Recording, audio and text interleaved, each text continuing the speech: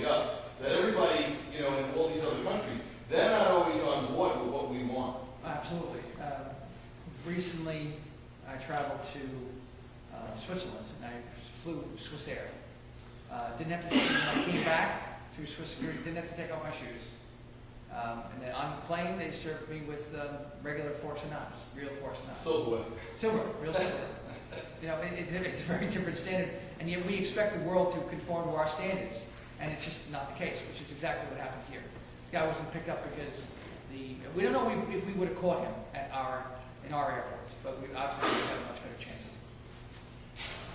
And then Times Square. So again, this guy succeeded. He succeeded. He got to the venue with the weapon. It didn't go off because he screwed up, but he succeeded. Portland street lighting. This guy he would have succeeded also, except it was a sting. The FBI set up a sting with the guy, and but he wanted to park a truck outside of a religious ceremony in Portland and kill everybody who was at the tree lighting ceremony. Again, self-radicalized, inspired by non-instructor. Same with this guy, look at Texas, wanted to put explosives in the bottom of a tower, a federal tower, take down federal assets. Again, inspired by non-instructed, local guy. Now, we're all focused on terrorism. But at a certain point in time as a society, do we really care how we die? Isn't a threat, regardless of where it comes from? And I think we have a blind spot. This is our blind spot. February 14th. Now this is obviously after, this is school shootings obviously, but this is after West Virginia. And this is obviously not working. You just go through these. Go through another one. Now these just happened. These just happened. So are we coordinating our security efforts to include school shootings? And that's what I'm going to talk about when we get to the intelligence section. A lot of the same type of information, same type of precursor events, the pre-operational stuff, applies to both a school shooting and a terrorist event. The difficulty with both is that, particularly if you have a self-radicalized individual, you don't know when the switch got flipped. And the same thing with someone who decides to do a school shooting. So we have to get much better at trying to meld in our mental health issues in our society with our law enforcement issues. Very, very difficult, very, very tricky.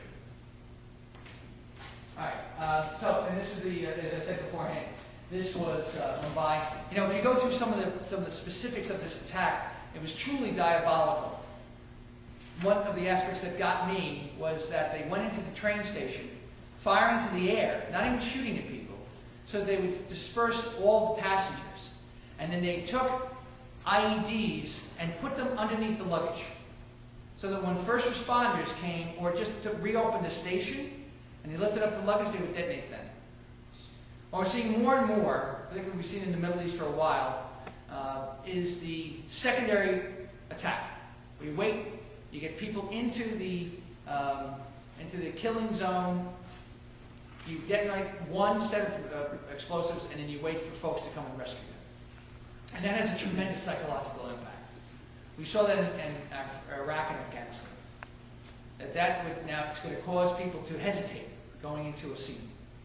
Yes? That was one of the specific incidents here in New York City, which highlighted that when we had the Brooklyn individual, this is back in the Giuliani administration, that set off let's just say a fire device in the subway system on Lower Manhattan, right below City Hall. And it's one of the things that got the mayor of the city of New York energized to create an independent OEM here in the city. All right, because he was afraid of exactly what Mike was talking about, and that's that secondary device. All right, so you know, those words not only rang true in Mumbai, but they rang true here in New York City as well. And the other thing, the other aspect of this that was also diabolical was, you know, in a military event, in a firefight, the thing you want to do is you want to disperse the defenders. And You don't want to provide them with one target so they can apply force. So what they did in Mumbai was they took the improvised explosive devices and they went into a cab, put a gun to the head of the cab driver and said, just drive. And then he said, all right, stop here, let me out. As they exit the cab, they leave an ID in the cab. And then the driver just goes off and randomly detonates someplace else. And that now takes the attention of the defenders and applies it to that area that has nothing to do with this. You know, I just, one quick diversion. I had a personal experience with how that type of misinformation can change the entire tempo of an operation. I was involved in a state police shooting. It was one of the agencies I used to oversee in Margaretville, New York. It was a police officer, a trooper got shot in a traffic stop. The guy then took off with a van. They were searching for him. They thought he was in one particular area, but then they got a bizarre call that there had been a carjacking about 20 miles away. And so all the Resource State Police went to that scene. But in fact, the guy was still right around the corner from where the original shooting happened. And what happened was that they dispersed the resources and they went with a firefight at a farmhouse. But again, you know, it's so hard to determine what is going to happen during an operation, during an event. And that's what the bad guys, want to do. They want to disrupt the tempo of defense.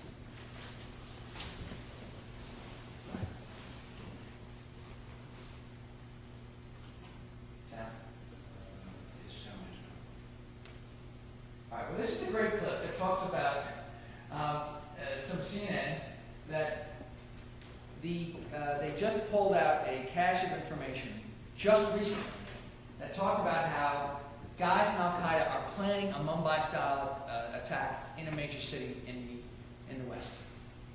And that's what this clip. Okay, so, threat continuum. Obviously, you can see that it's changed in nature, and when I said at the very beginning, it could change back because it's a cycle. But this is so hard. The self-radicalized guys, they have no contact with law enforcement. So it's so hard to pick them up before they can do that, unless you catch them on a video system.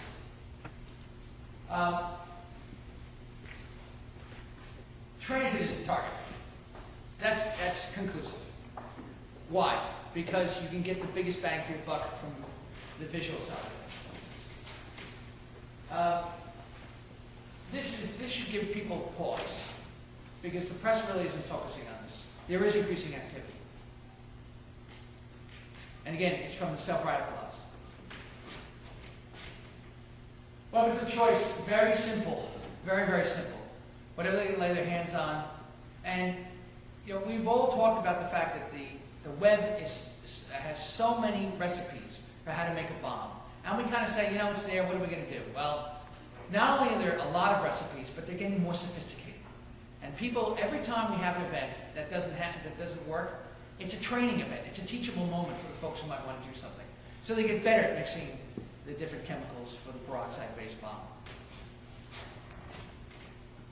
So here's the timeline.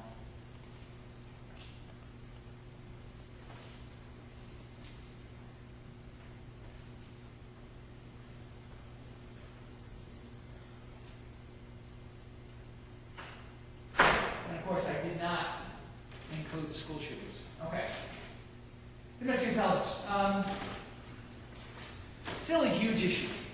I hope all of you get a chance, if you're interested in intelligence, I would urge you to read George Orwell's 1984. Remember from high school? I read it when I first took this job, and I'm telling you, it's so eerie as to where we're headed as a society. And it's almost the same justifications. Society, security.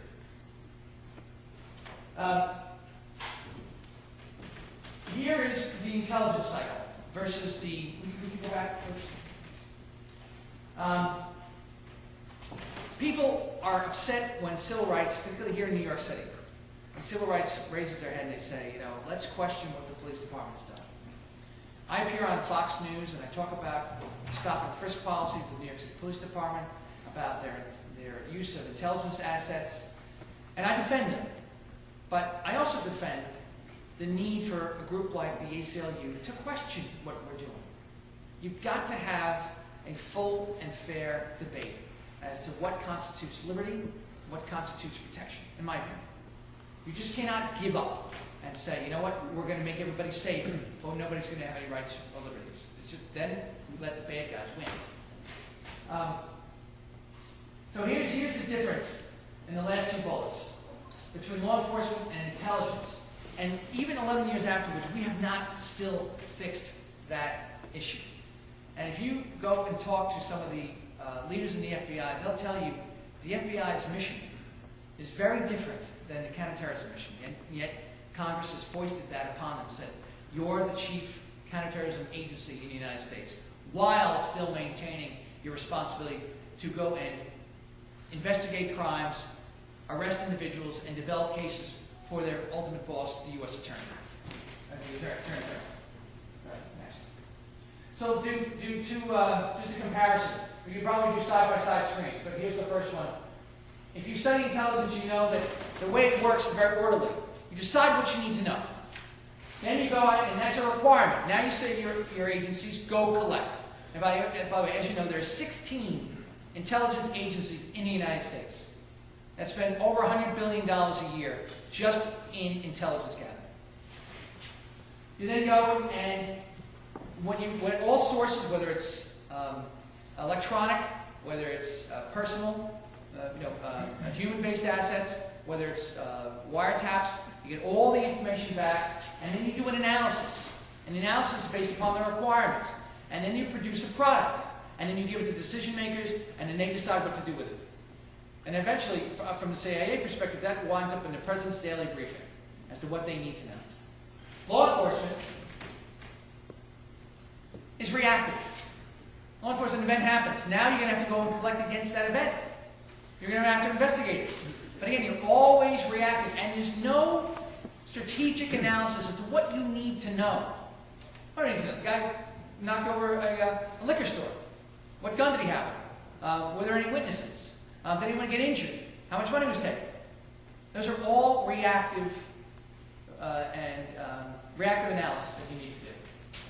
And then, of course, you build a case. So, go back for a second. The point is that the intelligence cycle and the law enforcement investigative cycle are very different.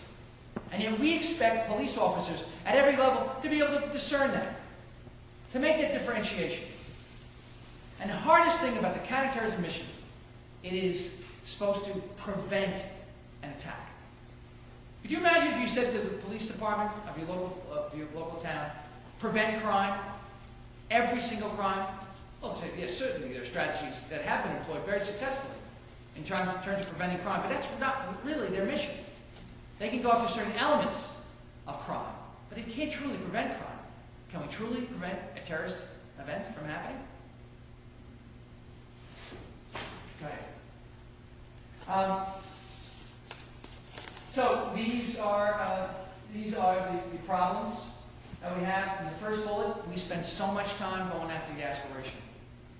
We get so much time, woulda, shoulda, coulda, and yet if we don't, and an event happens, then it's gotcha. You should have picked up what was going on, and you didn't. Therefore, you're responsible. Okay. Additional obstacles. There is way too much information. You know that. There's so much information out there. The old thing, if it's not a needle in a haystack, it's a needle in a haystack of needles. It's so incredibly true. And remember, as much as we think we have this robust intelligence community here domestically, we don't, from the standpoint of developing actionable, real-time intelligence. You never get a product that says, okay, at 2 o'clock this afternoon, we're going to have people trying to do this. They're going to be going, but we don't get that. And yet we spend so much of our resources trying to chase out what the information out there. Day job, crime, if that goes up, then you're as a police department, you're seen as a failed mission. It's not actionable or timely. And then there are institutional. These last 3 bullets are about the practical day-to-day issues. I oversaw the New York State Intelligence Center, the NYSIC. And I learned these lessons. New York City has a great intelligence network. And you know what? They spend a lot of time, money, and effort, and they're not sharing unless you can bring something to the table. They're not just there to socialize with you. They've got too much at stake for what they're doing.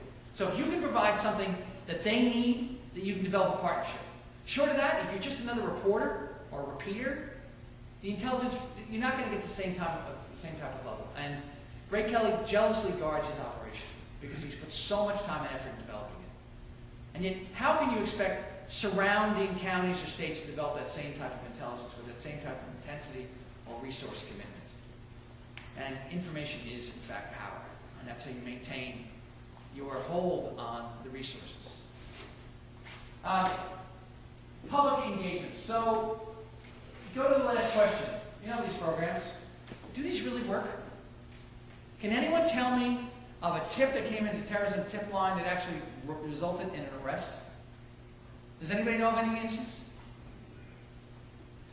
How about our friend the veteran in Times Square who was selling his wares right on the street, and he had a tip that closed the case on the Times Square guy, right? Didn't he make the ID? He was the one who went and said, I see a car smoking. But that's all. He called 911. Okay. Not terrorism tip line. Oh, okay. Yes. Did the Edinburgh bomber's father contact the local intelligence, or I seem to remember he got involved somewhere in the intelligence cycle? But I don't think he called the terrorism tip line. I think he called it an Well, agency. he would have been a foreign national, so whatever, yeah. My point is that I don't know of anything that came into the terrorism tip line and actually resulted in an arrest. Okay. Why does it matter? Because we engage the public. You get on a train, what do you hear? See something, say something. All the time. See something. We have put enormous resources into this. And yet we haven't seen that kind of return on investment. The question is, do we stop it? No? Yes? You see something, say something, I've seen it work, but it's not necessarily calling the terrorist tip line. Does it really matter if someone calls the terrorist tip line or 911, and is it our responsibility to make sure the 911 operator knows how to field those calls? Mm-hmm. Do you have a specific instance in mind? Well, I know it happened in New Jersey. And if you didn't have the See Something, Say Something campaign out there, would that have happened anyway? I don't know. See, I guess my question, there's no real answer to this, because we have to do something to try to engage the public. I was a great advocate about this, particularly following the days of 9/11. People felt like they were powerless. You have to give people an investment, a buy-in into the system itself. But I'm going to argue now that you can't just create a program and let it run. You have to reevaluate it. You have to evolve it. You have to do it in different ways. People understand that personal safety needs their involvement, but just to throw out the terrorist tip line, I mean, it was like the whole thing at the airports, where if somebody has given you something, don't carry it on the plane. I mean, at a certain point, it's like putting your seatbelt on. Here's how the buckle flips into the flap. I mean, after a certain point in time, the public sits there and says, "What do you think, we're stupid?" And you get cynical, and they realize that all they're doing is just checking the box on security, and that erodes confidence that you have a proactive, evolutionary, inspirational thinking that goes behind the billions of dollars we are applying to this threat. Obviously, it's an editorial comment.